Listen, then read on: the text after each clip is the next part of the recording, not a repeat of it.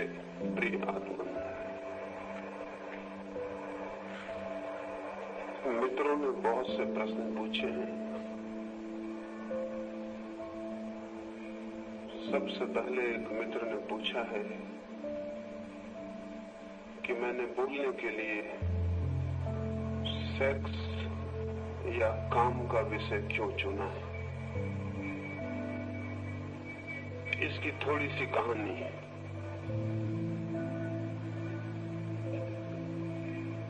एक बड़ा बाजार है। उस बड़े बाजार को कुछ लोग बंबई कहते हैं। उस बड़े बाजार में एक सभा थी और उस सभा में एक पंडित जी कबीर क्या कहते हैं इस संबंध में बोलते थे। उन्होंने कबीर की एक पंक्ति कही और उसका अर्थ समझाया। उन्होंने कहा कि कबीरा खड़ा बाजार में लिए लुकाठी हाथ, जो घर बारे आप न चले हमारे साथ। उन्होंने ये कहा कि कबीर बाजार में खड़ा था और चिल्ला के लोगों से कहने लगा कि लकड़ी उठा के मैं बुलाता हूं उन्हें जो अपने घर को जलाने की हिम्मत रखते हो, वे हमारे साथ आ जाएं। उस सभा में मैंने देखा कि लोग ये बात सुन के बहुत खुश हुए। मुझे बड़ी हैरानी हुई। मुझे हैरानी ये हुई कि वे जो लोग खुश हो रहे थे उनमें से कोई भी अपने घर को जलाने को कभी भी तैयार नहीं था। लेकिन उन्हें प्रसन्न देखकर मैंने समझा कि बेचारा कबीर आज होता तो कितना खुश न होता। जब 300 साल पहले वो था और किसी बाजार में उसने चिल्ला के कहा होगा तो एक भी आदमी खुश नहीं हुआ होगा। आदमी की जात बड़ी अद्भुत है। जो मर जाते हैं उनकी बातें सुन के लोग खुश होते हैं और जो जिंदा होते हैं उन्हें मार डालने की धमकी देते हैं। मैंने सोचा आज कबीर होते इस बम्बई के बड़े बाजार में तो कितने खुश होते कि लोग कितने प्रसन्न हो रहे हैं। कबीर जी क्या कहते हैं इसको सुन के लोग प्रसन्न हो रहे हैं। कबीर जी को सुन के वे कभी भी प्रसन्न नहीं हुए थे। लेकिन लोगों को प्रसन्न देखकर मुझे ऐसा लगा कि जो लोग अपने घर को जलाने के लिए भी हिम्मत रखते हैं और खुश होते हैं, उनसे आज कुछ दिल की बातें कही जाए। तो मैं भी वो उसी धोखे में आ गया जिसमें कबीर और क्राइस्ट और सारे लोग हमेशा आते रहे। तो मैंने लोगों से सत्य की कुछ बात कहनी चाहिए और सत्य के संबंध में कोई बात कहनी हो तो उन असत्यों को सबसे पहले तोड़ देना जरूरी है जो आदमी ने सत्य समझ रखे हैं, जिन्हें हम सत्य समझते हैं। और जो सत्य नहीं है, जब तक उन्हें न तोड़ दिया जाए तब तक सत्य क्या है उसे जानने की तरफ कोई कदम नहीं उठाया जा सकता है। मुझे कहा गया था उस सभा में कि मैं प्रेम के संबंध में कुछ कहूं और मुझे लगा कि प्रेम के संबंध में तब तक बात समझ में नहीं आ सकती जब तक कि हम काम और सेक्स के संबंध में कुछ गलत धारणाएं लिए हुए बैठे। अगर गलत धारणाएं हैं सेक्स के संबंध में तो प्रेम के संबंध में हम जो भी बातचीत करेंगे वो अधूरी होगी, वो झूठी होगी, वो सत्य नहीं हो सकती। इसलिए उस सभा में मैंने काम और सेक्स के संबंध में कुछ कहा और ये कहा कि काम की ऊर्जा ही रूपांतरित होकर प्रेम की अभिव्यक्ति बनती है। एक आदमी खाद खरीद लाता है गंदी और बदबू से भरी हुई, और अगर अपने घर के पास ढेर लगा ले तो सड़क पर से निकलना मुश्किल हो जाएगा, इतनी दुर्गंध वहां फैलेगी। लेकिन एक दूसरा आदमी उसी खाद को बगीचे में डालता है और फूलों के बीज डालता है। फिर वे बीज बड़े होते हैं, पौधे बनते हैं और फूल आते हैं और फूलों की सुगंध पास पड़ोस के घरों में निमंत्रण बन के पहुंच जाती है। राह से निकलते हुए लोगों को भी वो सुगंध छूती है। वो पौधों को लहराता हुआ संगीत अनुभव होता है। लेकिन शायद ही कभी आपने सोचा हो कि फूलों से जो सुगंध बन के प्रकट हो रहा है वो वही दुर्गंध है जो खाद से प्रकट होती थी। खाद की दुर्गंध बीजों से गुजर के फूलों की सुगंध बन जाती है। दुर्गंध सुगंध बन सकती है। काम प्रेम बन सकता है, लेकिन जो काम के विरोध में हो जाएगा वो उसे प्रेम कैसे बनाएगा? जो काम का शत्रु हो जाएगा वो उसे कैसे रूपांतरित करेगा? इसलिए काम को, सेक्स को समझना जरूरी है, ये मैंने वहां कहा, और उसे रूपांतरित करना जरूरी है। मैंने सोचा था जो लोग सिर हिलाते थे घर जल जाने पर, वे लोग मेरी बातें सुनकर बड़े खुश होंगे, लेकिन मुझसे गलती हो गई। जब मैं मंच से उतरा तो उस मंच पर जितने नेता थे, जितने संयोजक थे, वो सब भाग चुके थे। वो मुझे उतरते वक्त मंच पर कोई भी नहीं मिले। वे शायद अपने घर चले गए होंगे, कहीं घर में आग न लग जाए उसे बुझाने का इंतजाम करने भाग गए। मुझे धन्यवाद देने को भी संयोजक वहां नहीं थे। जितनी भी सफेद टोपियां थी, जितने भी खादी वाले लोग थे, वो मंच पर कोई भी नहीं थे, वो जा चुके थे। नेता बड़ा कमजोर होता है, वो अनुयायियों के पहले भाग जाता है, लेकिन कुछ हिम्मतवर लोग जरूर ऊपर आए। कुछ बच्चे आए, कुछ बच्चियां आई, कुछ बूढ़े, कुछ जवान, और उन्होंने मुझसे कहा कि आपने वो बात हमें कही है जो हमें किसी ने भी कभी नहीं कही, और हमारी आंखें खोल दी हैं। हमें बहुत ही प्रकाश अनुभव हुआ है। तो फिर मैंने सोचा कि उचित होगा कि इस बात को और ठीक से पूरी तरह कहा जाए, इसलिए ये विषय मैंने आज यहाँ चुना। इन 4 दिनों में वो उस कहानी जो वहां अधूरी रह गई थी उसे पूरे करने का एक कारण ये था कि लोगों ने मुझे कहा, और वो उन लोगों ने कहा जिनका जीवन को समझने की हार्दिक चेष्टा है, और उन्होंने चाहा कि मैं पूरी बात कहूं।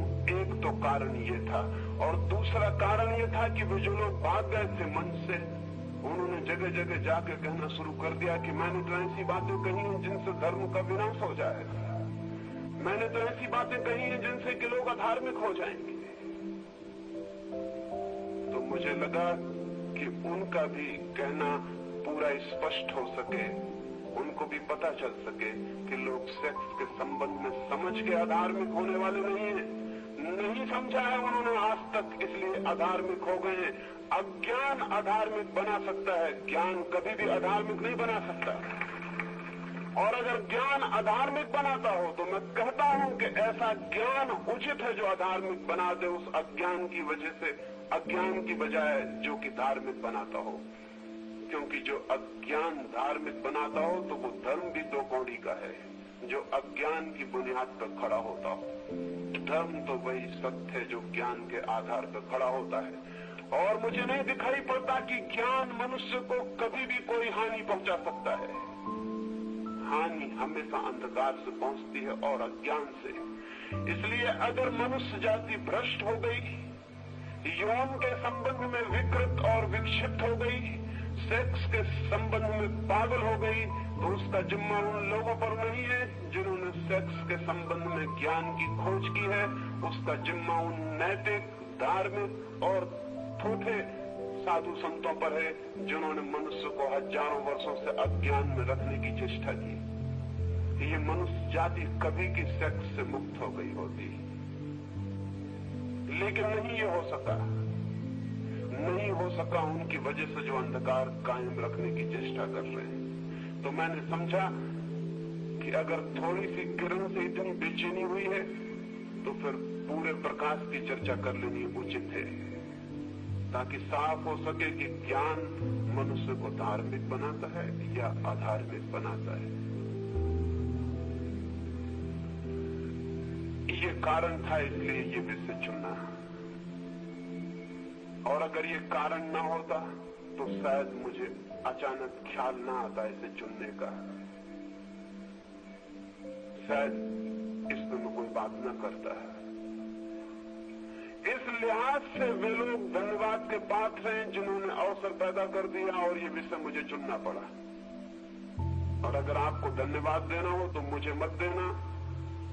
वो भारतीय विद्या भवन में जिन्होंने सभा आयोजित की थी उनको धन्यवाद देना। उन्होंने ही ये विषय चुनवा दिया है, मेरा इसमें कोई हाथ नहीं।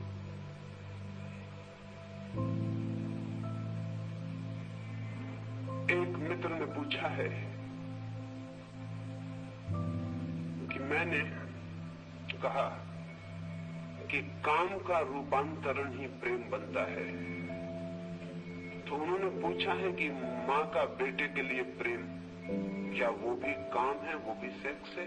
और भी कुछ लोगों ने इसी तरह के प्रश्न पूछे। इसे थोड़ा समझ लेना उपयोगी होगा। अगर मेरी बात आपने ध्यान से सुनी है तो मैंने कहा कि सेक्स के अनुभव के बड़ी गहराइयां हैं जिन तक आदमी पहुंच भी नहीं पाता है। 3 तल है सेक्स के अनुभव के, वो मैं आपसे कहूं।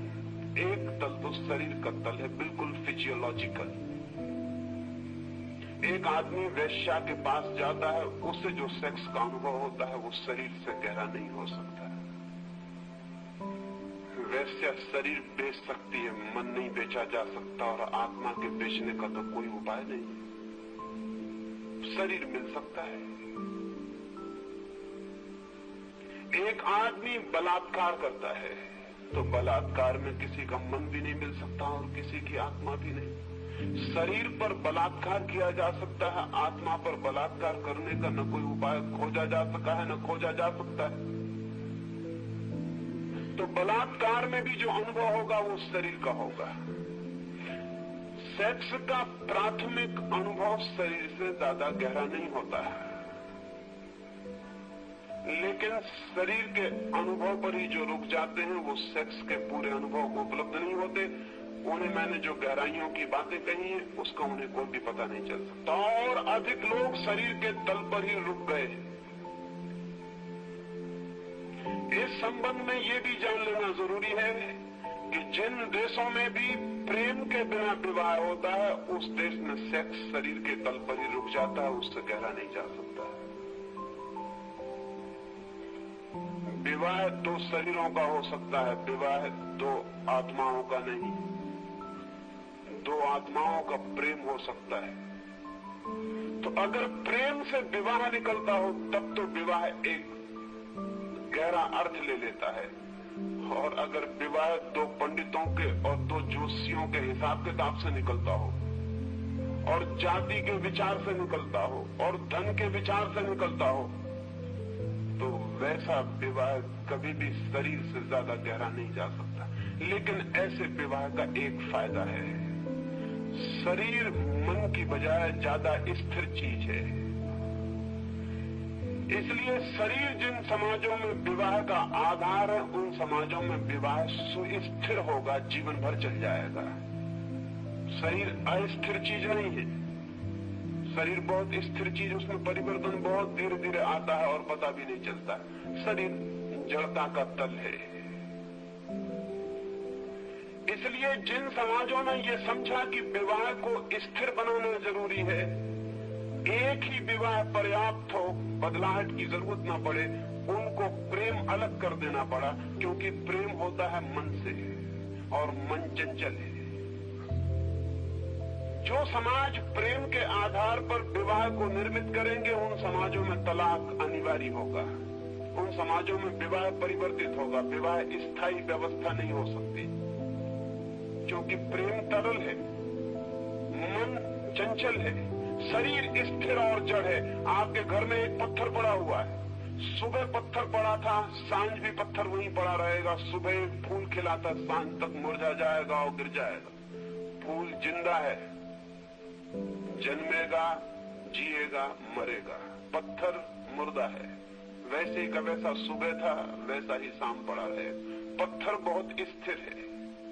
विवाह पत्थर की तरह है। शरीर के तल पर जो विवाह है वो स्थिरता लाता है, समाज के हित में है, लेकिन एक एक व्यक्ति के अहित में है, क्योंकि वो स्थिरता शरीर के तल पर लाई गई है और प्रेम से बचा गया है। इसलिए शरीर के तल से ज्यादा पति और पत्नी का संभोग और सेक्स नहीं पहुंच पाता गहरे में। एक यांत्रिक, एक मैकेनिकल रूटीन हो जाती है, एक यंत्र की भांति जीवन हो जाता है सेक्स का। उस अनुभव को रिपीट करते रहते हैं और जड़ होते चले जाते हैं, लेकिन उससे ज्यादा गहराई कभी भी नहीं मिलती। जहां प्रेम के बिना विवाह होता है उस विवाह में और वेश्या के पास जाने में बुनियादी भेद नहीं है। थोड़ा सा भेद है, बुनियादी नहीं है वो। वेश्या को आप एक दिन के लिए खरीदते हैं और पत्नी को आप पूरे जीवन के लिए खरीदते हैं, इससे ज्यादा फर्क नहीं पड़ता। जहां प्रेम नहीं है वहां खरीदना ही है, चाहे एक दिन के लिए खरीदो चाहे पूरी जिंदगी के लिए खरीदो। हालांकि साथ रहने से रोज रोज एक तरह का संबंध पैदा हो जाता है, एसोसिएशन से लोग उसी को प्रेम समझ लेते हैं, वो प्रेम नहीं है। प्रेम और ही बात है। शरीर के तल पर विवाह है, इसलिए शरीर के तल से गहरा संबंध कभी भी नहीं उत्पन्न हो पाता है। ये एक तल है। दूसरा तल है सेक्स का, मन का तल, साइकोलॉजिकल। वातशायन से लेकर पंडित कोक तक जिन लोगों ने भी इस तरह के शास्त्र लिखे हैं सेक्स के बाबत, वो शरीर के तल से गहरे नहीं जाते। दूसरा तल है मानसिक। जो लोग प्रेम करते हैं और फिर विवाह में बंधते हैं, उनका सेक्स शरीर के तल से थोड़ा गहरा जाता है, वो मन तक जाता है, उसकी गहराई साइकोलॉजिकल है। लेकिन वो भी रोज रोज पुनरुक्त होने से थोड़े दिनों में शरीर के तल पर आ जाता है और यांत्रिक हो जाता है। पश्चिम ने जो व्यवस्था विकसित की है 200 वर्षों में प्रेम विवाह की, वो मानसिक तल तक सेक्स को ले जाती, और इसीलिए पश्चिम में समाज अस्त व्यस्त हो गया है, क्योंकि मन का कोई भरोसा नहीं है। वो आज कहता है कुछ, कल कुछ कहने लगता है, सुबह कुछ कहता है, सांझ कुछ कहने लगता है, घड़ी भर पहले कुछ कहता है, घड़ी भर बाद कुछ कहने लगता है। शायद आपने सुना होगा कि बायरन ने जब शादी की तो कहते हैं तब तक वो कोई 60-70 स्त्रियों से संबंधित रह चुका था। एक स्त्री ने उसे मजबूर ही कर दिया विवाह के लिए, तो उसने विवाह किया। और जब वो चर्च से उतर रहा था विवाह करके, अपनी पत्नी का हाथ में लेकर, घंटियां बज रही हैं चर्च की, मोमबत्तियां भी जो जलाई गई हैं जल रही हैं। अभी जो मित्र स्वागत करने आए थे वो विदा हो रहे हैं, और वो अपनी पत्नी का हाथ पकड़ के सामने खड़ी घोड़ा गाड़ी में बैठने के लिए चर्च की सीढ़ियां उतर रहा है। तभी उसे चर्च के सामने ही एक और स्त्री जाती हुई दिखाई पड़ी। एक क्षण को वो भूल गया अपनी पत्नी को, उसके हाथ को, अपने विवाह को। सारा प्राण उस स्त्री का पीछा करने लगा। जाके वो गाड़ी में बैठा बहुत ईमानदार आदमी रहा होगा, उसने अपनी पत्नी से कहा कि तूने कुछ ध्यान दिया, एक अजीब घटना घट गई। कल तक तुझसे मेरा विवाह नहीं हुआ था तो मैं विचार करता था कि तू मुझे मिल पाएगी या नहीं, तेरे सिवाय मुझे कोई भी नहीं दिखाई पड़ता था। और आज जबकि विवाह हो गया, मैं तेरा हाथ पकड़ के नीचे उतर रहा हूँ, मुझे एक स्त्री दिखाई पड़ी गाड़ी के उस तरफ जाती हुई, और तू मुझे भूल गई और मेरा मन उस स्त्री का पीछा करने लगा। और एक क्षण को मुझे लगा कि काश ये स्त्री मुझे मिल जाए। मन इतना चंचल है। तो जिन लोगों को समाज को व्यवस्थित रखना था, उन्होंने मन के तल पर सेक्स को नहीं जाने दिया, उन्होंने शरीर के तल पर रोक लिया। विवाह करो, प्रेम नहीं, फिर विवाह से प्रेम आता हो तो आए, ना आता हो ना आए। शरीर के तल पर स्थिरता हो सकती है, मन के तल पर स्थिरता बहुत मुश्किल है। लेकिन मन के तल पर सेक्स का अनुभव शरीर से ज्यादा गहरा होता है। पूरब की बजाय पश्चिम का सेक्स का अनुभव ज्यादा गहरा है। पश्चिम के जो मनोवैज्ञानिक हैं, फ्रायड से जुंग तक, उन सारे लोगों ने जो भी लिखा है वो सेक्स की दूसरी गहराई, वो मन की गहराई। लेकिन मैं जिस सेक्स की बात कर रहा हूं वो तीसरा तल है, वो ना आज तक पूरब में पैदा हुआ है ना पश्चिम में। वो तीसरा तल है स्पिरिचुअल, वो तीसरा तल है आध्यात्मिक। शरीर के तल पर भी एक स्थिरता है क्योंकि शरीर जड़ है, और आत्मा के तल पर भी एक स्थिरता है क्योंकि आत्मा के तल पर कोई परिवर्तन कभी होता ही नहीं। वहां सब शांत है, वहां सब सनातन है। बीच में एक तल है मन का, जहां तरलता पारे की तरह तरल है मन, जरा में बदल जाता है। पश्चिम मन के साथ प्रयोग कर रहा है, इसलिए विवाह टूट रहा है, परिवार नष्ट हो रहा है। मन के साथ विवाह और परिवार खड़े नहीं रह सकते। अभी 2 वर्ष में तलाक है, कल 2 घंटे में तलाक हो सकता है, मन तो घंटे भर में बदल जाता है। तो पश्चिम का सारा समाज अस्त व्यस्त हो गया है। पूरब का समाज व्यवस्थित था, लेकिन सेक्स की जो गहरी अनुभूति थी वो पूरब को उपलब्ध नहीं हो सकी। एक और स्थिरता है, एक और घड़ी है आध्यात्मिक की, उस तल पर जो पति पत्नी एक बार मिल जाते हैं या 2 व्यक्ति एक बार मिल जाते हैं, उन्हें तो ऐसा लगता है कि वो अनंत जन्मों के लिए एक हो गए। वहां फिर कोई परिवर्तन नहीं है। उस तल पर चाहिए स्थिरता, उस तल पर चाहिए अनुभव। तो मैं जिस अनुभव की बात कर रहा हूं, जिस सेक्स की बात कर रहा हूं, वो स्पिरिचुअल सेक्स, आध्यात्मिक अर्थ नियोजन करना चाहता हूं काम की वासना में। और अगर मेरी ये बात समझेंगे तो आपको पता चल जाएगा कि माँ का बेटे के प्रति जो प्रेम है वो आध्यात्मिक काम है, वो स्पिरिचुअल सेक्स का हिस्सा है। आप कहेंगे तो बहुत उल्टी बात है, माँ का बेटे के प्रति काम का क्या संबंध? लेकिन जैसा मैंने कहा कि पुरुष और स्त्री, पति और पत्नी एक क्षण के लिए मिलते हैं, एक क्षण के लिए दोनों की आत्माएं एक हो जाती हैं, और उस घड़ी में जो उन्हें आनंद का अनुभव होता है वही उनको बांधने वाला हो जाता है। कभी आपने सोचा कि माँ के पेट में बेटा 9 महीने तक रहता है और माँ के अस्तित्व से मिला रहता है? पति एक क्षण को मिलता है, बेटा 9 महीने के लिए एक होता है, इकट्ठा होता है। इसलिए माँ का बेटे से जो गहरा संबंध है वो पति से भी कभी नहीं होता, हो भी नहीं सकता। पति एक क्षण के लिए मिलता है अस्तित्व के तल पर, जहां एग्जिस्टेंस है, जहां बीइंग है, वहां एक क्षण को मिलता है, फिर बिछोड़ जाता है।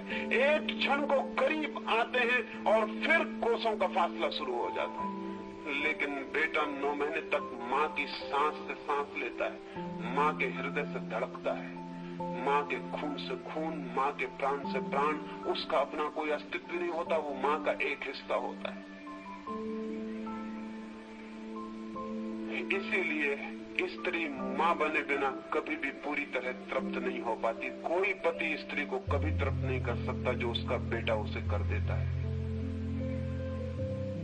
कोई पति कभी उतना गहरा कंटेंटमेंट उसे नहीं दे पाता जिसमें उतना बेटा उसको दे पाता है। स्त्री माँ बिना बने पूरी नहीं हो पाती। उसके व्यक्तित्व का पूरा निखार, पूरा सौंदर्य उसके माँ बनने पर प्रकट होता है। उससे उसके बेटे के आत्मिक संबंध बहुत गहरे हैं। और इसीलिए आप ये भी समझ लो कि जैसे ही स्त्री माँ बन जाती है उसकी सेक्स में रुचि कम हो जाती है। कभी आपने ख्याल किया? जैसे ही स्त्री माँ बन जाती, सेक्स के प्रति उसकी रुचि कम हो जाती, फिर सेक्स में उसे उतना रस नहीं मालूम पड़ता। उसने एक और गहरा रस ले लिया है मातृत्व का। वो एक प्राण के साथ और 9 महीने तक इकट्ठी जी लिए, अब उसे सेक्स में रस नहीं रह जाता। अक्सर पति हैरान होते हैं क्योंकि पति पिता बनने से पुरुषों में कोई फर्क नहीं पड़ता, लेकिन माँ बनने से स्त्री में बुनियादी फर्क पड़ जाता है। पिता बनने से पति में कोई फर्क नहीं पड़ता, क्योंकि पिता कोई बहुत गहरा संबंध नहीं है। जो नया व्यक्ति पैदा होता है उससे पिता का कोई गहरा संबंध नहीं है। पिता बिल्कुल सामाजिक व्यवस्था है, सोशल इंस्टीट्यूशन है। पिता के बिना भी दुनिया चल सकती है। इसीलिए पिता से कोई गहरा संबंध नहीं है बेटे का। माँ से उसके बहुत गहरे संबंध, और माँ तृप्त हो जाती है उसके बाद, और उसमें एक और ही तरह की आध्यात्मिक गरिमा प्रकट होती है। जो माँ नहीं बनी है स्त्री उसको देखे, और जो माँ बन गई है उसे देखें, और उन दोनों की चमक और उनकी ऊर्जा और उनका व्यक्तित्व अलग मालूम पड़ेगा। माँ में एक दीप्ति दिखाई पड़ेगी, शांत, जैसे नदी जब मैदान में आ जाती तब शांत हो जाती है। जो जो अभी मां नहीं बनी है, उस स्त्री में एक दौड़ दिखेगी, जैसे पहाड़ पर नदी दौड़ती है, झरने की तरह टूटती है, चिल्लाती है, गड़गड़ाहट है, आवाज है, दौड़ है। मां बनकर वो एकदम शांत हो जाती। इसीलिए मैं आपसे संदर्भ में यह भी कहना चाहता हूं कि जिन स्त्रियों को सेक्स का पागलपन सवार हो गया, जैसे पश्चिम में, वो इसीलिए मां नहीं बनना चाहती क्योंकि मां बनने के बाद सेक्स का रस कम हो जाता है। पश्चिम की स्त्री मां बनने से इंकार करती है क्योंकि मां बने कि सेक्स का रस गया।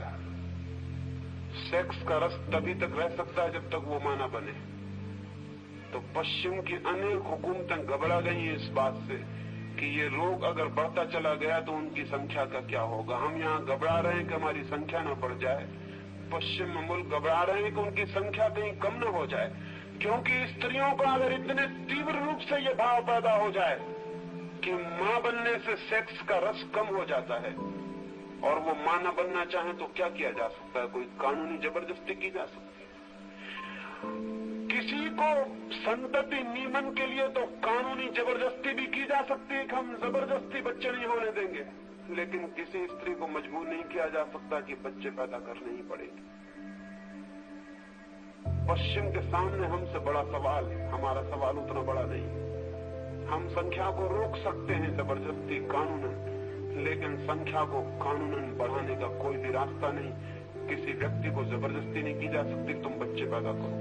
और आज से 200 साल के भीतर पश्चिम के सामने ये प्रश्न बहुत भारी हो जाएगा, क्योंकि पूरब की संख्या बढ़ती चली जाएगी, वो सारी दुनिया पे छा सकती है और पश्चिम की संख्या क्षीण होती जा सकती है। स्त्री को मां बनने के लिए उन्हें फिर से राजी करना पड़ेगा और उनके कुछ मनोवैज्ञानिकों ने ये सलाह देनी शुरू की है कि बाल विवाह शुरू कर दो, अन्यथा खतरा है।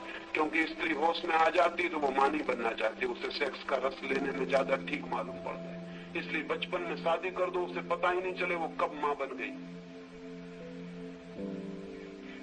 पूरब में जो बाल विवाह चलता था उसके एक कारणों में ये भी था। स्त्री जितनी युवा हो जाएगी और जितनी समझदार हो जाएगी और सेक्स का जैसे रस लेने लगेगी, वैसे वो मां नहीं बनना चाहेगी। हालांकि उसे कुछ पता नहीं कि मां बनने से क्या मिलेगा, ये तो मां बनने से ही पता चल सकता है, उसके पहले कोई उपाय नहीं।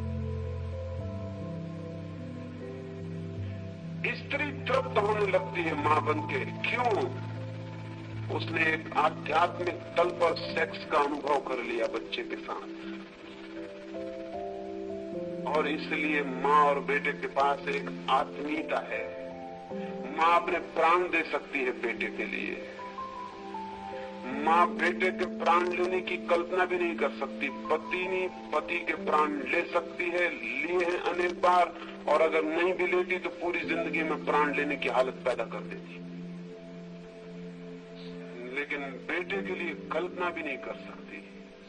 वो संबंध बहुत गहरा है। और मैं आपसे ये भी कह दूं, जब उससे अपने पति का संबंध भी इतना गहरा हो जाता तो पति भी उसे बेटे की तरह दिखाई पड़ने लगता है, पति की तरह नहीं। यहाँ इतनी स्त्रियां बैठी और इतने पुरुष बैठे, मैं उनसे ये पूछता हूँ कि जब उन्होंने अपनी पत्नी को बहुत प्रेम किया है तो क्या उन्होंने इस तरह व्यवहार नहीं किया जैसे छोटा बच्चा अपनी माँ के साथ करता है? क्या आपको इस बात का ख्याल है कि पुरुष के हाथ स्त्री के स्तन की तरफ क्यों पहुंच जाते हैं? वो छोटे बच्चे के हाथ हैं जो अपनी माँ के स्तन की तरफ जा रहे हैं। जैसे ही पुरुष स्त्री के प्रति गहरे प्रेम से भरता है, उसके हाथ उसके स्तन की तरफ बढ़ते हैं। क्यों? स्तन से क्या संबंध है सेक्स का? स्तन से कोई संबंध नहीं। स्तन से माँ और बेटे का संबंध है। बचपन से वो जानता रहा है बेटे का संबंध स्तन से है, और जैसे ही पुरुष गहरे प्रेम से भरता है वो बेटा हो जाता है। और स्त्री का हाथ कहाँ पहुंच जाता है? वो पुरुष के सिर पे पहुंच जाता है, उसके बालों में उंगलियां चली जाती। वो पुराने बेटे की याद है, वो पुराने बेटे का सिर है जिसे उसने सहलाया है।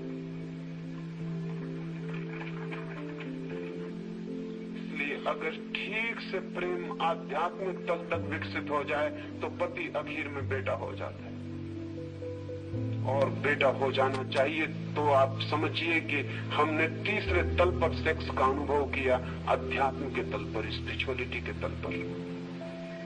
इस तल पर एक संबंध है जिसका हमें कोई पता ही नहीं। पति पत्नी का संबंध उसकी तैयारी है, उसका अंत नहीं है, वो यात्रा की शुरुआत है, पूर्णता नहीं है। इसलिए पति पत्नी सदा कष्ट में रहते हैं, क्योंकि वो यात्रा है। यात्रा सदा कष्ट में होती, मंजिल पे शांति मिलती है। पति पत्नी कभी शांत नहीं हो सकते, वो बीच की यात्रा है। और अधिक लोग यात्रा में ही खत्म हो जाते हैं, मुकाम पे कभी पहुंच ही नहीं पाते। इसलिए पति पत्नी के बीच एक इनर कॉन्फ्लिक्ट 24 घंटे चलती, 24 घंटे एक कलह चलती, जिससे हम प्रेम करते हैं उसी के साथ 24 घंटे कलह चलती। लेकिन न पति समझता न पत्नी समझती कि कलह का कारण क्या है। पति सोचता है कि शायद दूसरी स्त्री होती तो सब ठीक हो जाता, पत्नी सोचती कि शायद दूसरा पुरुष होता तो सब ठीक हो जाता, ये जोड़ा गलत हो गया। लेकिन मैं आपसे कहता हूं कि दुनिया भर के जोड़ों का यही अनुभव है। और आपको अगर बदलने का मौका दे दिया जाए तो इतना ही फर्क पड़ेगा, जैसे कि कुछ लोग अर्थी को लेके मरघट जाते हैं, कंधे पर रख के अर्थी को, एक कंधा दुखने लगता है तो उठा के दूसरे कंधे पर रख लेते हैं। थोड़ी देर राहत मिलती है, कंधा बदल गया, थोड़ी देर के बाद पता चलता है कि बोझ उतना ही फिर शुरू हो गया है। पश्चिम में इतने तलाक हो रहे हैं, उनका अनुभव यह है कि दूसरी स्त्री 10-5 दिन के बाद पहली स्त्री फिर साबित हो जाती है, दूसरा पुरुष 15 दिन के बाद पहला पुरुष फिर साबित हो जाता है।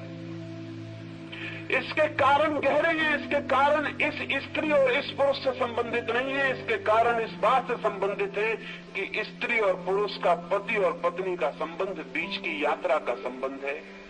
वो मुकाम नहीं है, वो अंत नहीं। अंत तो वही होगा जहां स्त्री मां बन जाएगी और पुरुष फिर बेटा हो जाएगा। तो मैं आपसे कह रहा हूं कि मां और बेटे का संबंध आध्यात्मिक काम का संबंध है। और जिस दिन स्त्री और पुरुष में, पति और पत्नी में भी आध्यात्मिक काम का संबंध उत्पन्न होगा, उस दिन फिर मां बेटे का संबंध स्थापित हो जाएगा। और वो स्थापित हो जाए तो एक तृप्ति, जिसको मैंने कहा कंटेंटमेंट, अनुभव होगा। और उस अनुभव से ब्रह्मचर्य फलित होता है।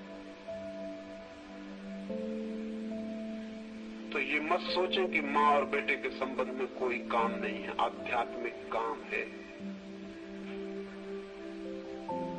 अगर हम ठीक से कहें तो आध्यात्मिक काम को ही प्रेम कह सकते हैं। वो प्रेम है स्पिरिचुअल, जैसे ही सेक्स हो जाता है वो प्रेम हो जाता है। एक मित्र ने इस संबंध में और एक बात पूछी है। उन्होंने पूछा है कि आपको हम सेक्स पर कोई अथॉरिटी, कोई प्रमाणिक व्यक्ति नहीं मान सकते हैं। हम तो आपसे ईश्वर के संबंध में पूछने आए थे और आप सेक्स के संबंध में बताने लगे। हम तो सुनने आए थे ईश्वर के संबंध में, तो आप हमें ईश्वर के संबंध में बताइए। उन्हें शायद पता नहीं कि जिस व्यक्ति को हम सेक्स के संबंध में भी अथॉरिटी नहीं मान सकते, उससे ईश्वर के संबंध में पूछना फिजूल है। क्योंकि जो पहली सीढ़ी के संबंध में कुछ नहीं जानता, उससे आप अंतिम सीढ़ी के संबंध में पूछना चाहते हैं।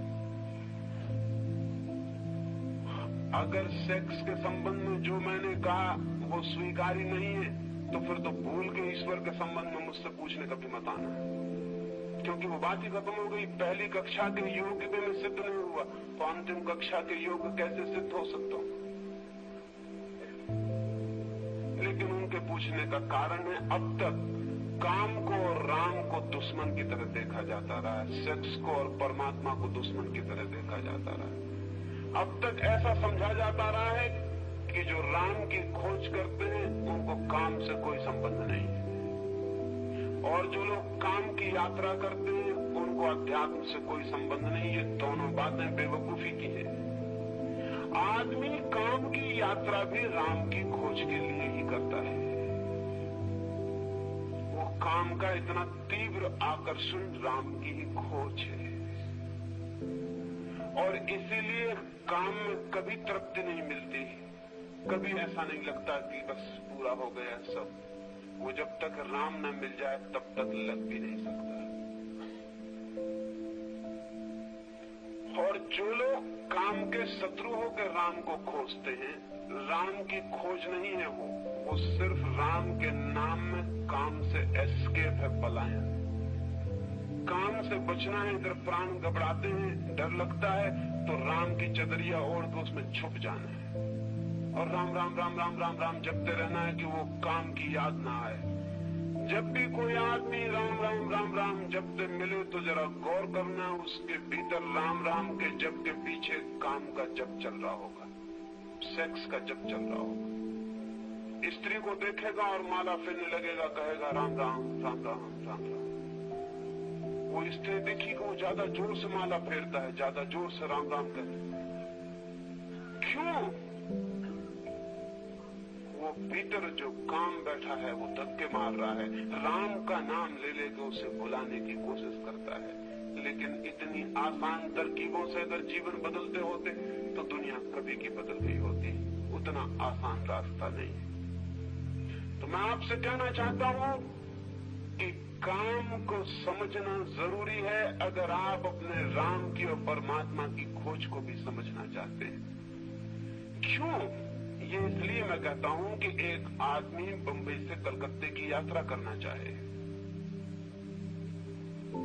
वो कलकत्ते के संबंध में पता लगाए कि कलकत्ता कहाँ है, किस दिशा में है, लेकिन उसे यही पता ना हो कि बंबई कहाँ है और किस दिशा में है। और कलकत्ते की वो यात्रा करना चाहे तो क्या वो कभी सफल हो सकेगा?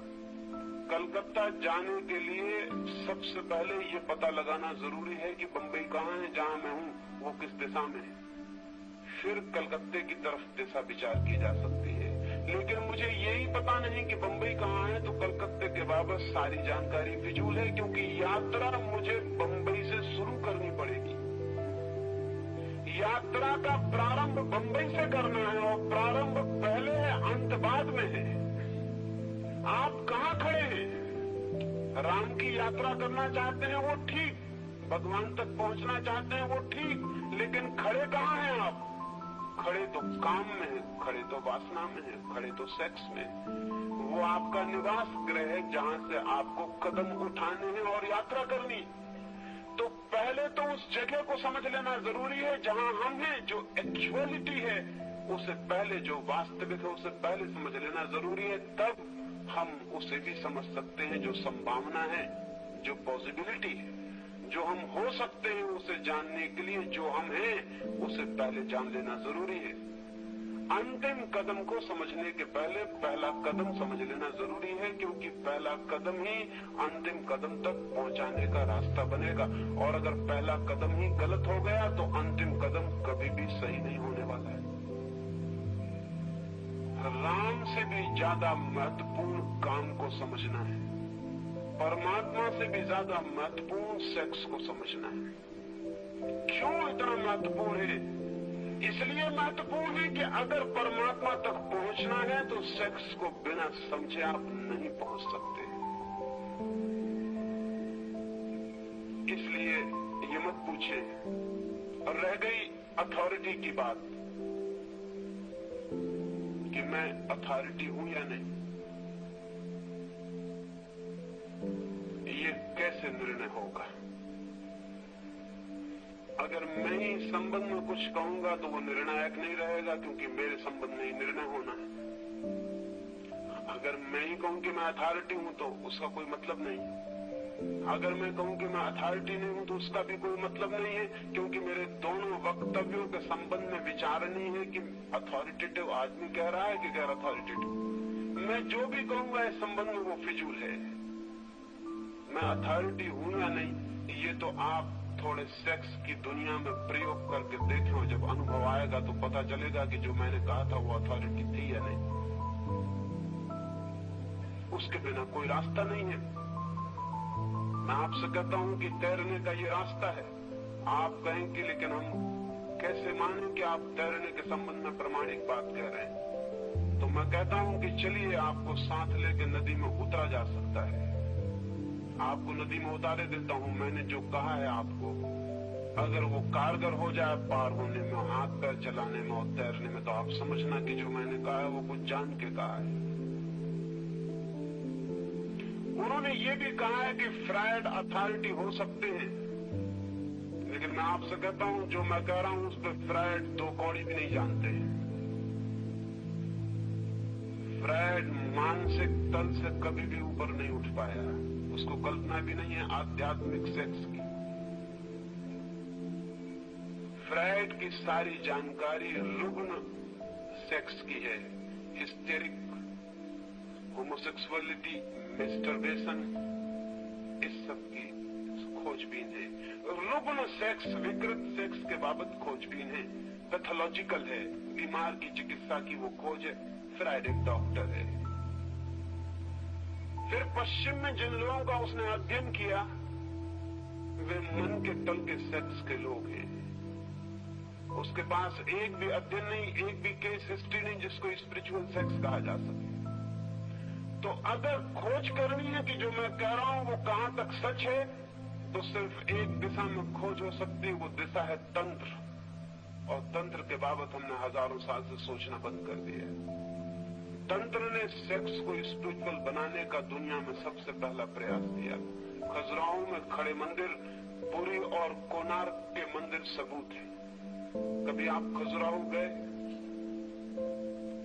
कभी आपने जाके खजुराहो की मूर्तियां देखी तो आपको दो बातें अद्भुत अनुभव होंगी। पहली तो बात ये कि नग्न मैथुन की प्रतिमाओं को देख के भी आपको ऐसा नहीं लगेगा कि उनमें जरा भी कुछ गंदा है, जरा भी कुछ अगली।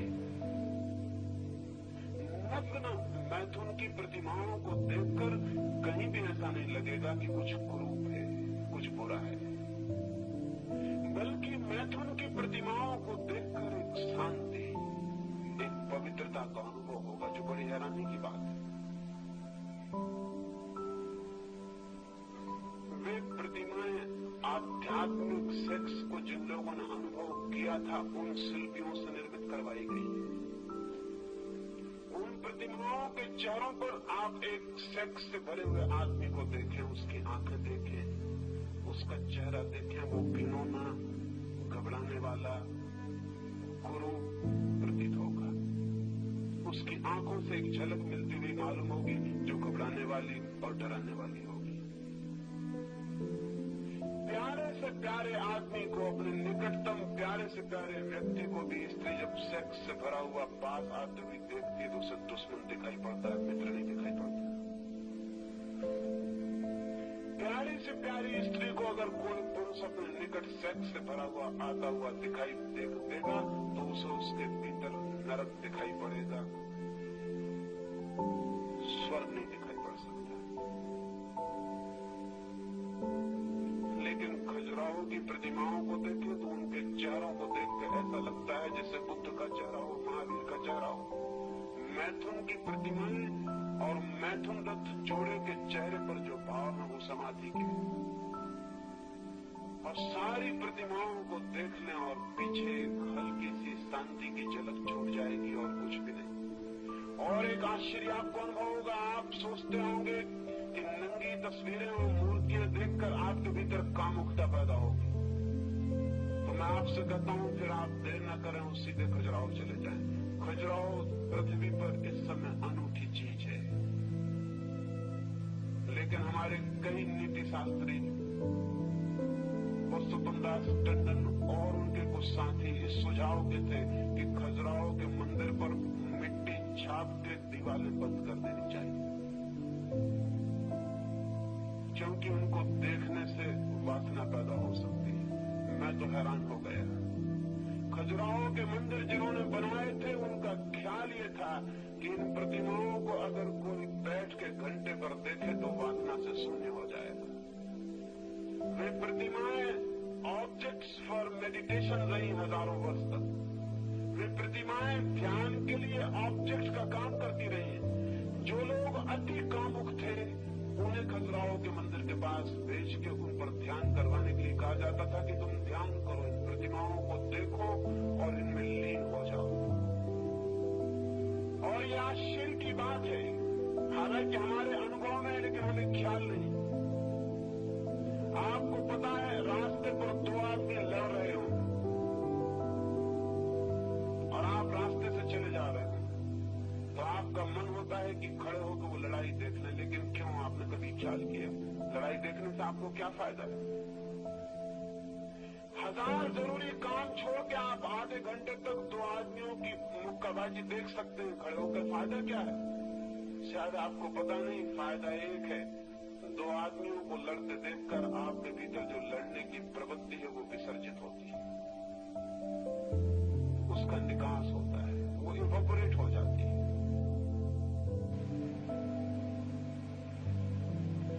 अगर मैथुन की प्रतिमा को कोई घंटे भर तक शांत बैठ के ध्यान मग्न होकर देखे तो उसके भीतर जो मैथुन करने का पागल भाव है वो विलीन हो जाता है।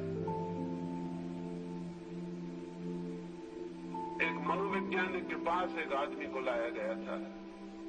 वो एक दफ्तर में काम करता है और अपने मालिक से, अपने बॉस से बहुत रुष्ट है। मालिक उससे कुछ भी कहता तो उसे बहुत अपमान मालूम होता और उसके मन में होता है कि निकालूं जूता और इसे मार दूं। लेकिन मालिक को जूता कैसे मारा जा सकता है?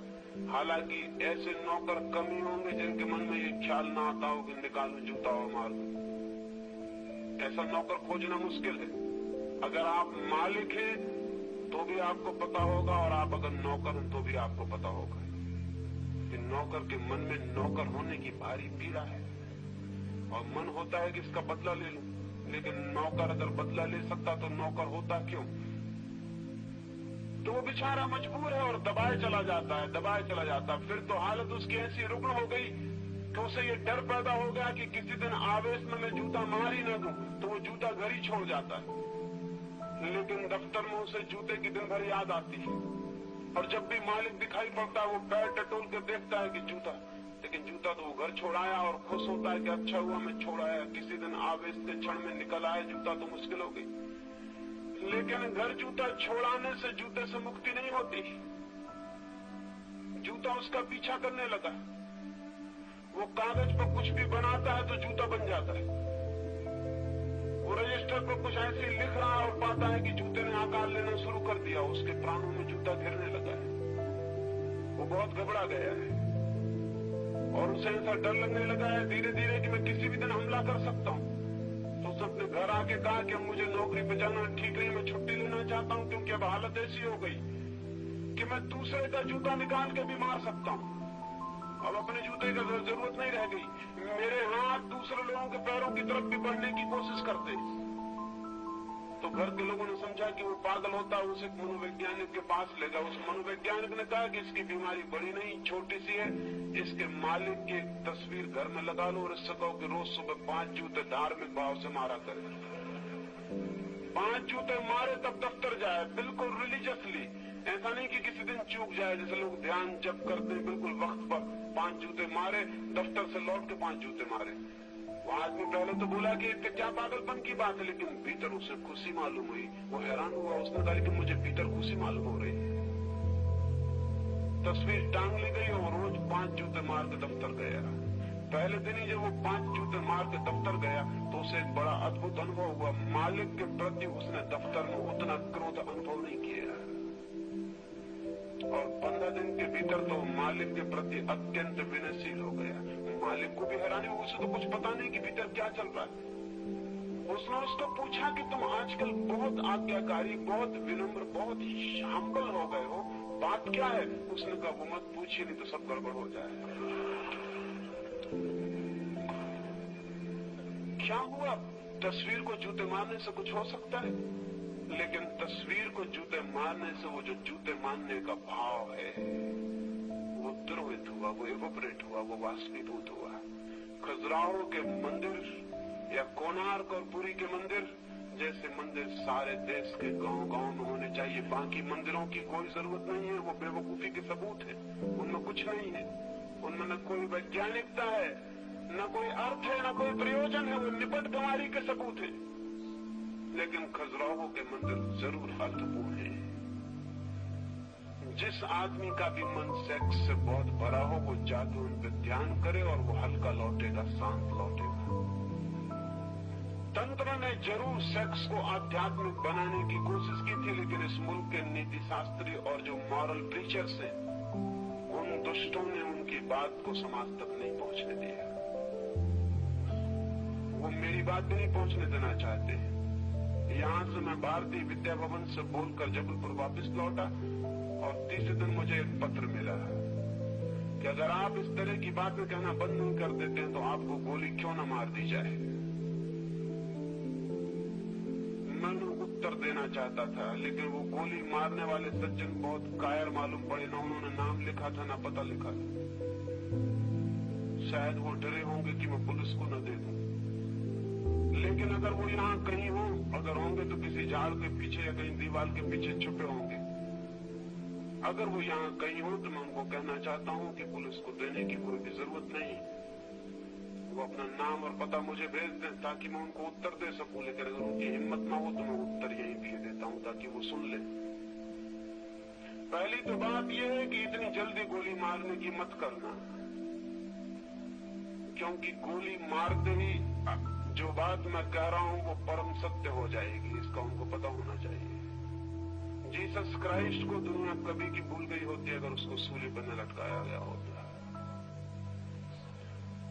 जीसस क्राइस्ट को दुनिया कभी की भूल गई होती अगर उसको सूली न मिली होती। सूली देने वाले ने बड़ी कृपा की। और मैंने तो यहां तक सुना है कुछ इनर सर्कल्स में जो जीवन की गहराइयों की खोज करते हैं, उनसे मुझे ये भी ज्ञात हुआ है कि जीसस ने खुद अपनी सूली लगवाने के लिए योजना और षड्यंत्र किया था।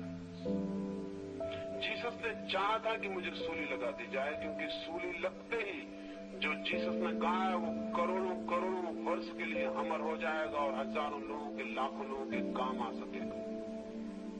इस बात की बहुत संभावना है, क्योंकि जुदास जिसने ईसा को बेचा 30 रुपयों में, वो ईसा के प्यारे से प्यारे शिष्यों में से एक था। और ये संभव नहीं है कि जो वर्षों से ईसा के पास रहा वो सिर्फ 30 रुपए में ईसा को बेच दे, सिवाय इसके कि ईसा ने उसको कहा कि तू कोशिश कर दुश्मन से मिल जा और किसी तरह मुझे उलझा दे और सूली लगवा दे, ताकि मैं जो कह रहा हूं वो अमृत का स्थान ले ले और करोड़ों लोगों का उद्धार बन जाए। महावीर को अगर सूली लगी होती तो दुनिया में केवल 30 लाख जैन नहीं होते, 30 करोड़ हो सकते थे। लेकिन महावीर शांति से मर गए। सूली का उन्हें पता भी नहीं था, न किसी ने लगाई, न उन्होंने लगवाने की व्यवस्था की। आज आधी दुनिया ईसाई है, उसका सिवाय इसके कोई कारण नहीं कि ईसा अकेला सूली पर लटका हुआ है। न बुद्ध, न मोहम्मद, न महावीर, न कृष्ण, न राम।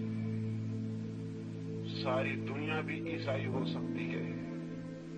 वो सूली पर लटकने से ये फायदा हो गया।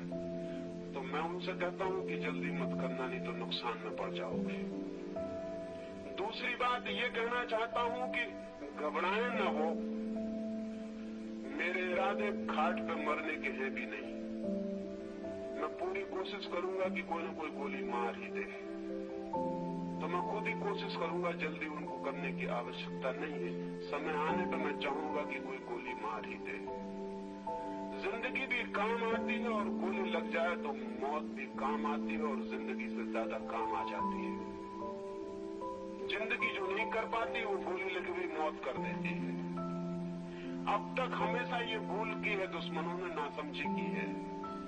सुकरात को जिन्होंने सूली पर लटका दिया, जिन्होंने जहर पिला दिया, मंसूर को जिन्होंने सूली पर लटका दिया, और अभी गोडसे ने गांधी को गोली मार दी। गोडसे को पता नहीं कि गांधी के भक्त और गांधी के अनुयायी गांधी को इतने दूर तक स्मरण कराने में कभी भी सफल नहीं हो सकते थे जितना अकेले गोडसे ने कर दिया।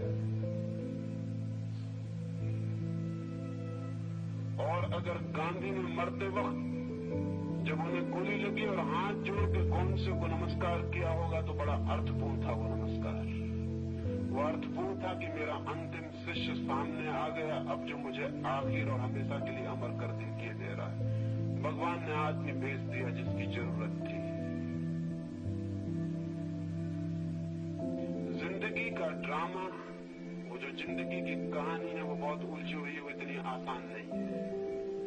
खाट पे मरने वाले हमेशा के लिए मर जाते हैं, गोली खा के मरने वालों का मरना बहुत मुश्किल हो जाता है। सुकरात से किसी ने पूछा उसके मित्रों ने कि अब तुम्हारे जहर दे दिया जाएगा और तुम मर जाओगे तो हम तुम्हारे गाड़ने की कैसी व्यवस्था करें, जलाएं, कब्र बनाएं, क्या करें? सुकरात ने कहा, पागलो, तुम्हें पता नहीं है कि तुम मुझे नहीं गाड़ सकोगे, तुम जब सब मिट जाओगे तब भी मैं जिंदा रहूंगा। मैंने मरने की तरकीब जो चुनी है वो हमेशा जिंदा रहने वाली। तो वो मित्र अगर कहीं हो तुमको पता होना चाहिए, जल्दी ना करें, जल्दी में नुकसान हो जाएगा उनका, मेरा कुछ होने वाला नहीं है। क्योंकि जिसको गोली लग सकती है वो मैं नहीं हूं, और जो गोली लगने के बाद भी पीछे बच जाता है वही हूं। तो वो जल्दी ना करें। और दूसरी बात ये कि वो घबराएं भी ना। मैं हर तरह की कोशिश करूंगा कि खाट पे न मर सकूं। वो मरना बड़ा गड़बड़ है, वो बेकार ही मर जाना है, वो निरर्थक मर जाना है। मर जाने की भी सार्थकता चाहिए। और तीसरी बात ये कि वो दस्तखत करने से न घबराएं, न पता लिखने से घबराएं। क्योंकि अगर मुझे लगे कि कोई आदमी मारने को तैयार हो गया है तो वो जहां मुझे बुलाएगा मैं चुपचाप बिना किसी को खबर किए वहां आने को हमेशा तैयार हूं, ताकि उस पर पीछे कोई मुसीबत ना आए। लेकिन ये पागलपन सूझते हैं। इस तरह के धार्मिक, और जिस बेचारे ने लिखा है उसने यही सोच के लिखा है कि वो धर्म की रक्षा कर रहा है। उसने यही सोच के लिखा है कि मैं धर्म को मिटाने की कोशिश कर रहा हूं, वो धर्म की रक्षा कर रहा है। उसकी नीयत में कहीं कोई खराबी नहीं है। उसके भाव बड़े अच्छे, बड़े धार्मिक हैं। ऐसे धार्मिक लोग तो दुनिया को दिक्कत में डालते रहे। उनकी नीयत बड़ी अच्छी, लेकिन बुद्धि मूढ़ता की। तो हजारों साल से तथाकथित नैतिक लोगों ने जीवन के सत्यों को पूरा पूरा प्रकट होने में बाधा डाली है, उसे प्रकट नहीं होने दिया। नहीं प्रकट होने के कारण एक अज्ञान व्यापक हो गया, और उस अज्ञानी अंधेरी रात में हम टटोल रहे हैं, भटक रहे हैं, गिर रहे हैं। और वे मॉरल टीचर्स, वे नीति शास्त्र के उपदेशक हमारे इस अंधकार के बीच में मंच बना के उपदेश देने का काम करते रहते हैं। ये भी सच है कि जिस दिन हम अच्छे लोग हो जाएंगे, जिस दिन हमारे जीवन में सत्य की किरण आएगी, समाधि की कोई झलक आएगी, जिस दिन हमारा सामान्य जीवन भी परमात्मा जीवन में रूपांतरित होने लगेगा, उस दिन उपदेशक व्यर्थ हो जाएंगे, उनकी कोई जगह नहीं रह जाने वाली। उपदेशक तभी तक सार्थक है जब तक लोग अंधेरे में भटकते हैं। गांव में चिकित्सक की तभी तक जरूरत है जब तक लोग बीमार पड़ते हैं। जिस दिन आदमी बीमार पड़ना बंद कर देगा उस दिन चिकित्सक को विदा कर देनी पड़ेगी। तो हालांकि चिकित्सक ऊपर से बीमार का इलाज करता हुआ मालूम पड़ता है, लेकिन भीतर से उसके प्राणों की आकांक्षा यही होती है कि लोग बीमार पड़ते रहे। ये बड़ी उल्टी बात है, क्योंकि चिकित्सक जीता है लोगों के बीमार पड़ने पर। उसका प्रोफेशन बड़ा कंट्राडिक्टरी है, उसका धंधा बड़ा विरोधी है। कोशिश तो उसकी यह है कि लोग बीमार पड़ते रहे, और जब मलेरिया फैलता है और फ्लू की हवाएं आती हैं तो भगवान को एकांत में धन्यवाद देता है, क्योंकि ये धंधे का वक्त आया, सीजन। मैंने सुना है एक रात एक मधुशाला में बड़ी देर तक कुछ मित्र आके खाना पीना करते रहे, शराब पीते रहे। उन्होंने खूब मौज की, और जब वो चलने लगे आधी रात को तो शराब खाने के मालिक ने अपनी पत्नी को कहा कि भगवान को धन्यवाद, बड़े भले लोग आए, ऐसे लोग रोज आते रहे तो कुछ ही दिनों में मालामाल हो जाए। विदा होते मेहमानों को सुनाई पड़ गया, और जिसने पैसे चुकाए थे उसने कहा कि दोस्त भगवान से प्रार्थना करोगे हमारा भी धंधा रोज चलता रहे तो हम तो रोज आए। चलते चलते उस शराब घर के मालिक ने पूछा कि भाई तुम्हारा धंधा क्या है? उसने कहा मेरा धंधा पूछते हो, मैं मरघट पे लकड़ियां बेचता हूँ मुर्दों के लिए। जब मुर्दे ज्यादा मरते हैं तब मेरा धंधा चलता है, तब हम थोड़े खुश होते हैं। हमारा धंधा रोज चलता रहे, हम रोज यहाँ आते रहे। चिकित्सक का धंधा है कि लोगों को ठीक करे, लेकिन फायदा, लाभ और शोषण इसमें है कि लोग बीमार पड़ते रहे। तो एक हाथ से चिकित्सक ठीक करता है और उसके प्राणों की प्रार्थना होती है कि मरीज जल्दी ठीक ना हो जाए। इसीलिए पैसे वाले मरीज को ठीक होने में बड़ी देर लगती है। गरीब मरीज जल्दी ठीक हो जाता है, क्योंकि गरीब मरीज को ज्यादा देर बीमार रहने से कोई फायदा नहीं है, चिकित्सक को कोई फायदा नहीं। चिकित्सक को फायदा है अमीर मरीज से, तो अमीर मरीज लंबा बीमार रहता है। सच तो यह है कि अमीर अक्सर ही बीमार रहते हैं। वो चिकित्सक की प्रार्थनाएं काम कर रही हैं, उसकी आंतरिक इच्छा भी उसके हाथ को रोकती है कि मरीज एकदम ठीक ही ना हो जाए। उपदेशक की स्थिति भी ऐसी ही है। समाज जितना नीति भ्रष्ट हो, जितना व्यभिचार फैले, जितना अनाचार फैले, उतना ही उपदेशक का मंच ऊपर उठने लगता है, क्योंकि जरूरत आ जाती है कि वो लोगों को कहे अहिंसा का पालन करो, सत्य का पालन करो, ईमानदारी स्वीकार करो, ये व्रत पालन करो, वो व्रत पालन करो। अगर लोग व्रती हों, अगर लोग संयमी हों, अगर लोग शांत हों, ईमानदार हों, तो उपदेशक मर गया, उसकी कोई जगह न रही। और हिंदुस्तान में सारी दुनिया से ज्यादा उपदेशक क्यों है? ये गांव-गांव गुरु और घर-घर स्वामी और सन्यासी क्यों है? ये महात्माओं की इतनी भीड़ और ये कतार क्यों है? ये इसलिए नहीं कि आप बड़े धार्मिक देश हैं जहां की संत महात्मा पैदा होते हैं, ये इसलिए कि आप इस समय पृथ्वी पे सबसे ज्यादा अधार्मिक और अनैतिक देश हैं, इसलिए इतने उपदेशकों को पालने का ठेका और धंधा मिल जाता है। हमारा तो जाति रोग हो गया। मैंने सुना कि अमेरिका में किसी ने एक लेख लिखा हुआ था, किसी मित्र ने वो लेख मेरे पास भेज दिया। उसमें एक कमी थी, उन्होंने मेरी सलाह चाहिए। किसी ने लेख लिखा था, वहां मजाक का कोई लेख था, उसने लिखा था कि हर आदमी और हर जाति का लक्षण शराब पिला के पता लगाया जा सकता है कि बेसिक कैरेक्टर क्या है। तो उसने लिखा था कि अगर डच आदमी को शराब पिला दी जाए तो वो एकदम से खाने पर टूट पड़ता है, फिर वो किचन के बाहर ही नहीं निकलता, फिर वो एकदम खाने की मेज से उठता ही नहीं। बस शराब पी के वो 2-2, 3-3 घंटे खाने में लग जाता है। अगर फ्रेंच को शराब पिला दी जाए तो शराब पीने के बाद वो एकदम नाच गाने के लिए तत्पर हो जाता है।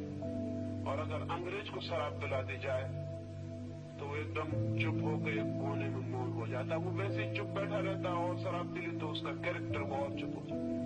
ऐसे दुनिया के सारे लोगों के लक्षण थे, लेकिन भूल से या अज्ञान के बस भारत के बाबत कुछ भी नहीं लिखा था। तो किसी मित्र ने मुझे लेख भेजा और कहा कि आप भारत के कैरेक्टर के बाबत क्या करते, अगर भारतीय को शराब पिलाई जाए तो क्या होगा? तो मैंने कहा कि वो तो जग जाहिर बात है, भारतीय शराब पिएगा और तत्काल उपदेश देना शुरू कर देगा। उसकी कैरेक्टरिस्टिक, वो उनका जातीय गुण है।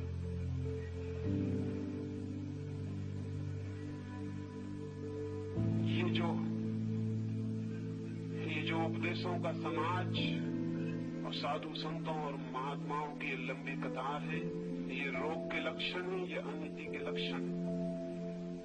और मजा ये है कि इनमें से कोई भी भीतरी हृदय से कभी नहीं चाहता कि अनिति मिट जाए, रोग मिट जाए, क्योंकि उसके मिटने के साथ तो वो भी मिट जाते हैं। प्राणों की पुकार यही होती है कि रोग बना रहे और बढ़ता चला जाए। और उस रोग को बढ़ाने के लिए जो सबसे सुगम उपाय है वो यह है कि जीवन के संबंध में सर्वांगीण ज्ञान उत्पन्न न हो सके।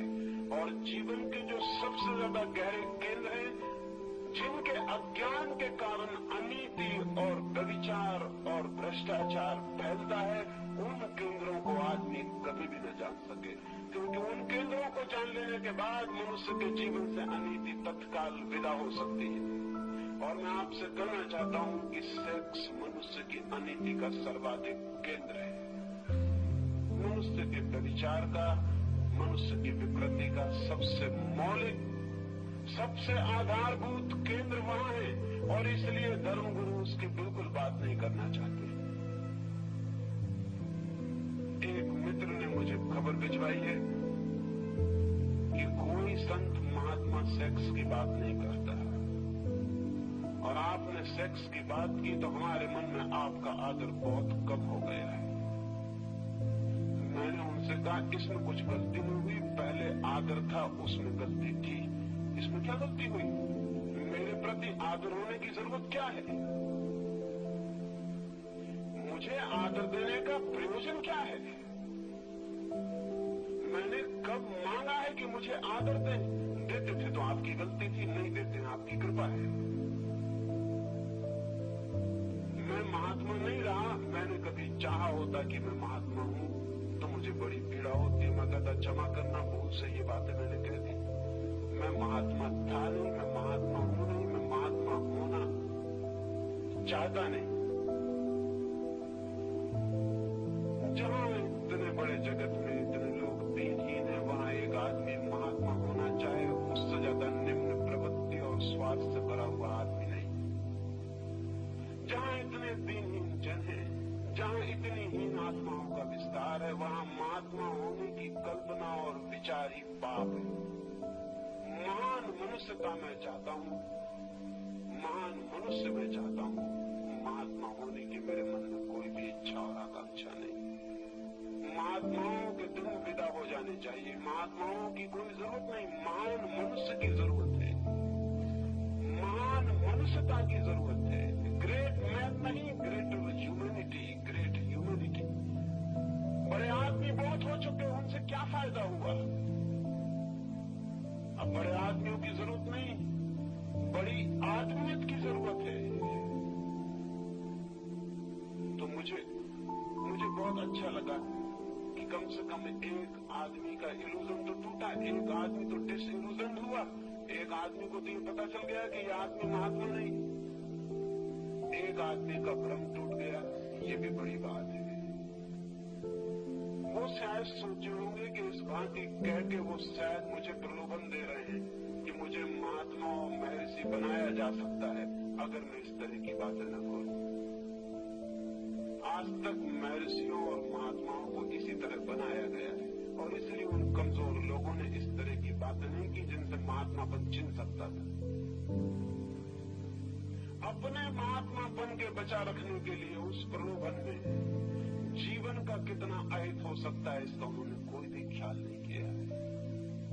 मुझे चिंता नहीं है, मुझे विचार भी नहीं है, मुझे ख्याल भी नहीं है और मुझे घबराहट ही होती है जब कोई मुझे महात्मा मानना चाहे।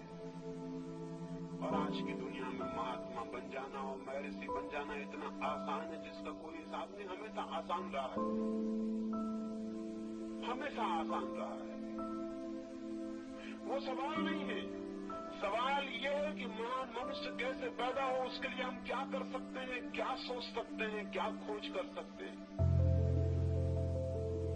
और मुझे लगता है कि मैंने बुनियादी इस सवाल पर जो बातें आपसे कही हैं वो आपके जीवन में एक दिशा तोड़ने में सहयोगी हो सकती है, उनसे एक मार्ग प्रकट हो सकता है और क्रमशः आपकी वासना का रूपांतरण आत्मा की दिशा में हो सकता है। अभी हम वासना हैं, आत्मा नहीं। कल हम आत्मा भी हो सकते हैं, लेकिन वो होंगे कैसे? इसी वासना के सर्वांग रूपांतरण से, इसी शक्ति को निरंतर ऊपर से ऊपर ले जाने से। जैसा मैंने कल आपको कहा, उस संबंध में भी बहुत से प्रश्न हैं, उसके संबंध में एक बात कहूंगा। मैंने आपको कहा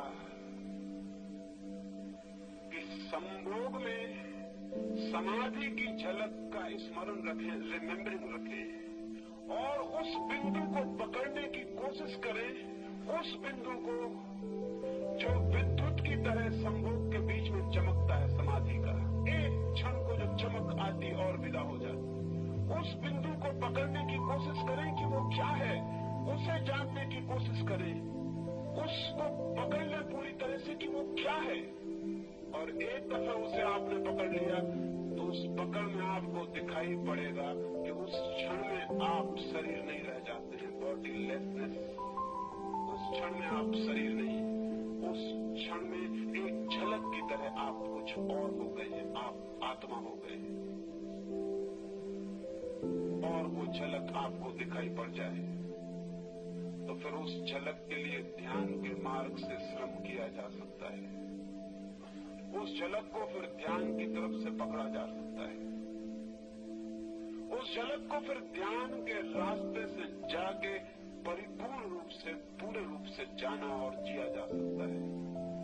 और वो अगर हमारे ज्ञान, जानने और जीवन का हिस्सा बन जाए तो आपके जीवन में सेक्स की कोई जगह नहीं रह जाएगी। एक मित्र ने पूछा है कि अगर इस भांति सेक्स विदा हो जाएगा तो दुनिया में संतति का क्या होगा? अगर इस भांति सारे लोग समाधि का अनुभव करके ब्रह्मचर्य को उपलब्ध हो जाएंगे तो बच्चों का क्या होगा? जरूर इस भांति के बच्चे पैदा नहीं होंगे जिस भांति आज पैदा होते हैं। ये ढंग कुत्ते, बिल्लियों और इल्लियों का तो ठीक है, आदमियों का ठीक नहीं। ये कोई ढंग है? ये कोई बच्चों की कतार लगाए चले जाना, निरर्थक, अर्थहीन, बिना जाने पूछे ये भीड़ पैदा करते चले जाना। ये भीड़ कितनी हो गई? ये भीड़ इतनी हो गई है कि वैज्ञानिक कहते हैं कि अगर 100 वर्ष तक इसी भांति बच्चे पैदा होते रहे और कोई रुकावट नहीं लगाई जा सकती तो जमीन पर टहनी हिलाने के लिए भी जगह नहीं बचेगी। हमेशा आप सभा में ही खड़े हुए मालूम होंगे, जहां जाएंगे वही सभा मालूम होगी। सभा करना बहुत मुश्किल हो जाएगा। टहनी हिलाने की जगह नहीं रह जाने वाली 100 साल के भीतर अगर यही स्थिति रही। वो मित्र ठीक पूछते हैं कि अगर इतना ब्रह्मचर्य उपलब्ध होगा तो बच्चे कैसे पैदा होंगे? उनसे भी मैं एक और बात कहना चाहता हूं, वो भी अर्थ की है और आपके ख्याल में आ जानी चाहिए। ब्रह्मचर्य से भी बच्चे पैदा हो सकते हैं, लेकिन ब्रह्मचर्य से बच्चों के पैदा करने का सारा प्रयोजन और अर्थ बदल जाता है।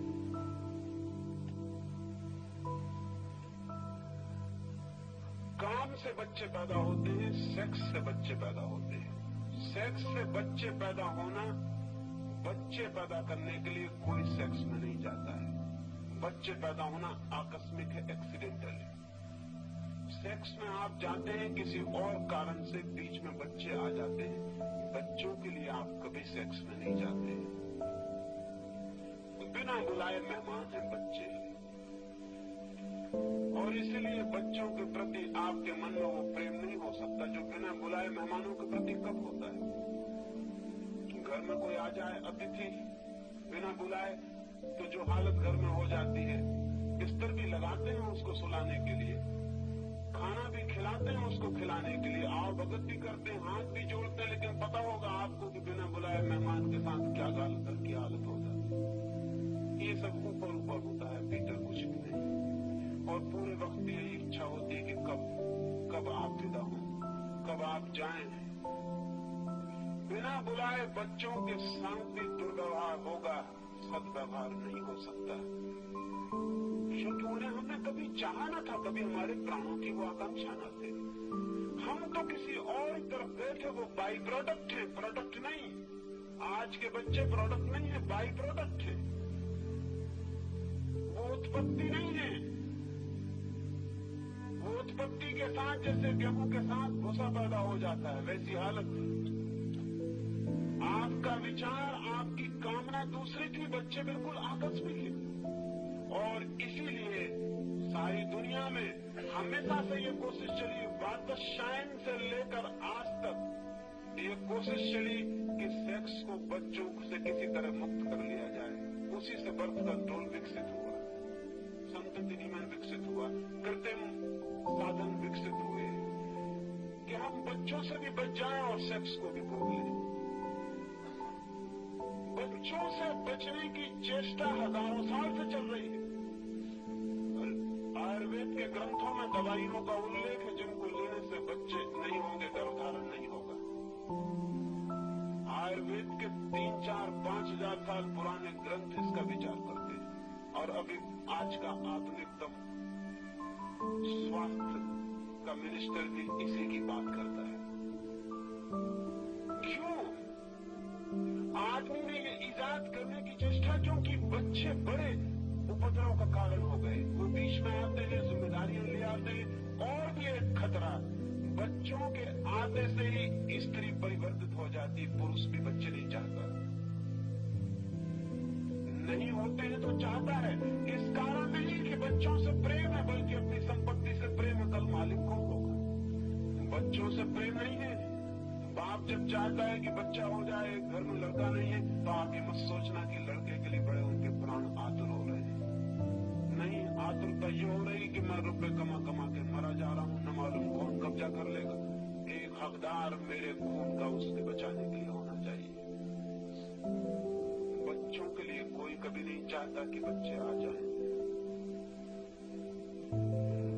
बच्चों से हम बचने की कोशिश करते रहे, लेकिन बच्चे पैदा होते चले गए।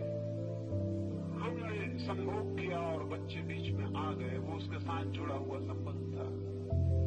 ये काम जन्य संतति है, ये एक बाई प्रोडक्ट है सेक्सुअलिटी की। और इसलिए मनुष्य इतना रुग्ण, इतना दीनी, इतना उदास, इतना चिंतित है। ब्रह्मचर्य से भी बच्चे आएंगे, लेकिन वो बच्चे सेक्स के बाई प्रोडक्ट नहीं होंगे। उन बच्चों के लिए सेक्स एक व्हीकल होगा। उन बच्चों को लाने के लिए सेक्स एक माध्यम होगा। सेक्स से कोई संबंध नहीं होगा। जैसे एक आदमी बैलगाड़ी में बैठ के कहीं गया, उसे बैलगाड़ी से कोई मतलब।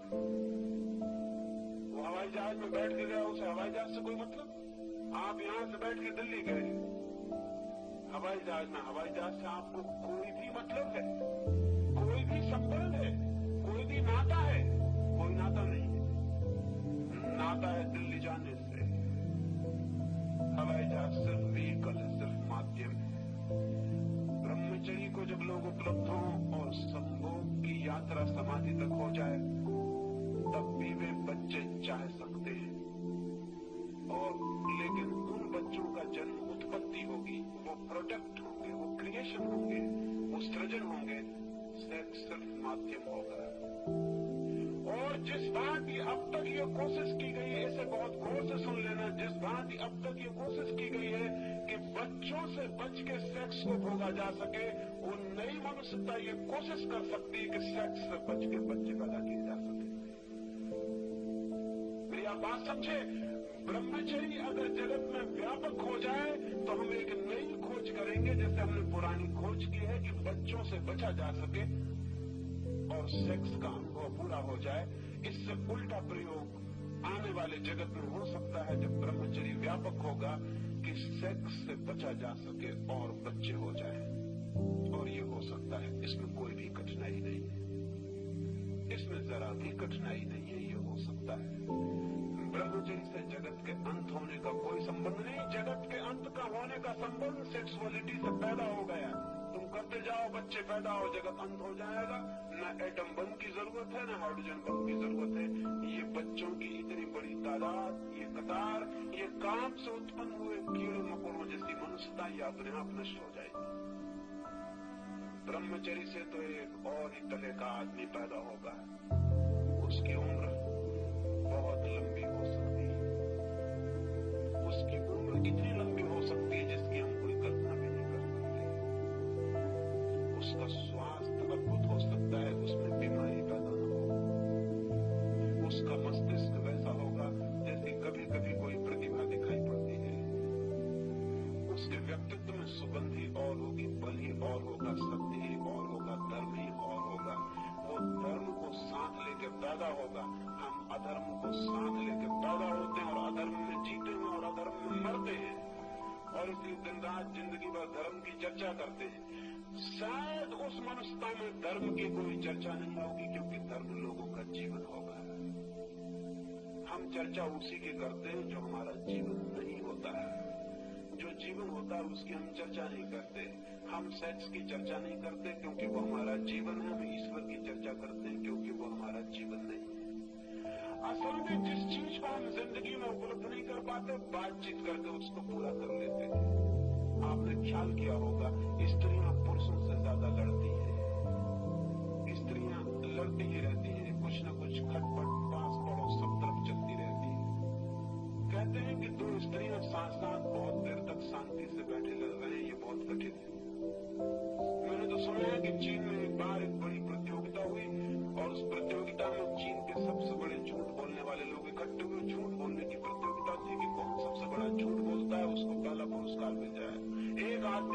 पुरस्कार मिल गया। और उसने ये बात बोली थी सिर्फ कि मैं एक बगीचे में गया, 2 औरतें एक ही बेंच पे 5 मिनट तक चुप बैठी रही। और लोगों ने कहा कि इससे बड़ा झूठ कुछ भी नहीं हो सकता। ये तो अल्टीमेट अनट्रुथ हो गया। और भी बड़ी बड़ी झूठ लोगों ने बोली थी, उन्होंने कहा वो सब बेकार, पुरस्कार इसको दे दो, ये आदमी बाजी मार ले गया। लेकिन कभी आपने सोचा कि स्त्रियां इतनी बातें क्यों करती? पुरुष काम करते हैं, स्त्रियों के हाथ में कोई काम नहीं है। और जब काम नहीं होता तो बात होती है। भारत इतनी बातचीत क्यों करता है?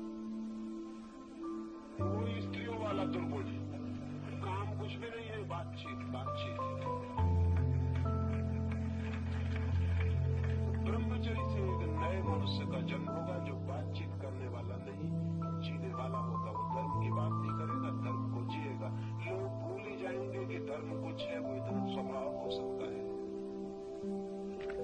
उस मनुष्य के बाबत विचार करना भी अद्भुत है। वैसे कुछ मनुष्य पैदा होते रहे, आकस्मिक था उनका पैदा होना। कभी एक महावीर पैदा हो जाता है,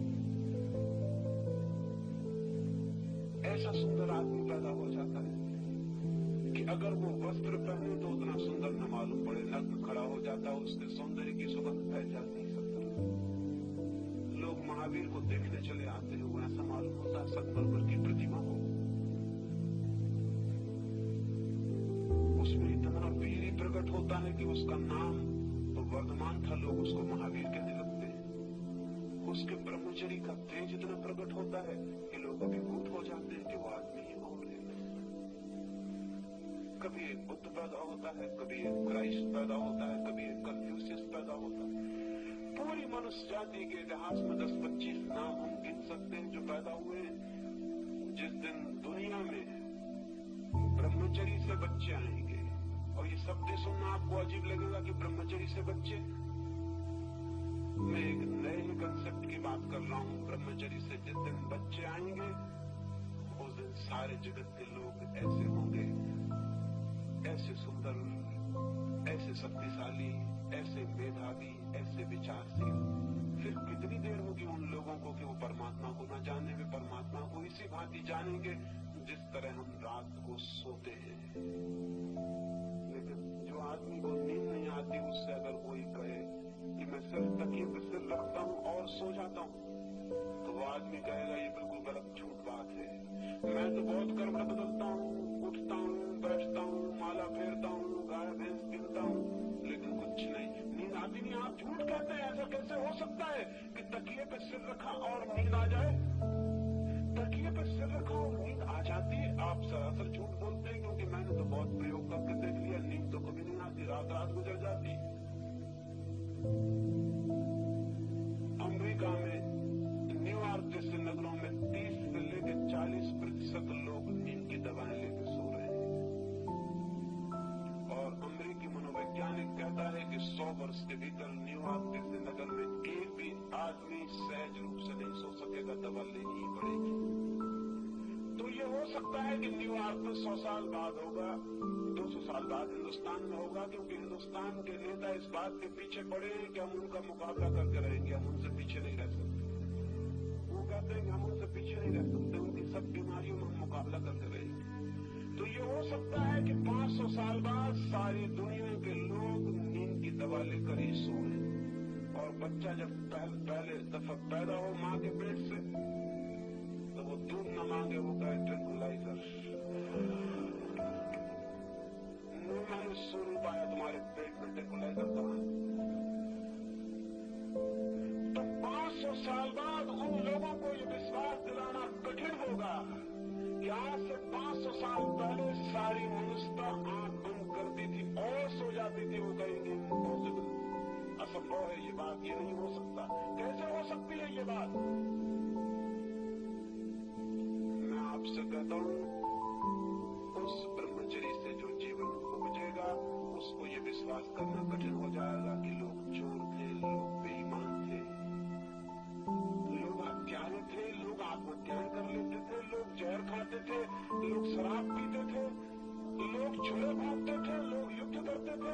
ये उनको विश्वास करना मुश्किल होगा कि ये कैसे हो सकता है।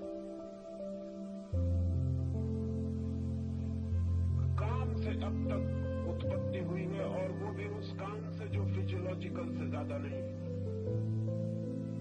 एक आध्यात्मिक कान का जन्म हो सकता है और एक नए जीवन का प्रारंभ हो सकता है।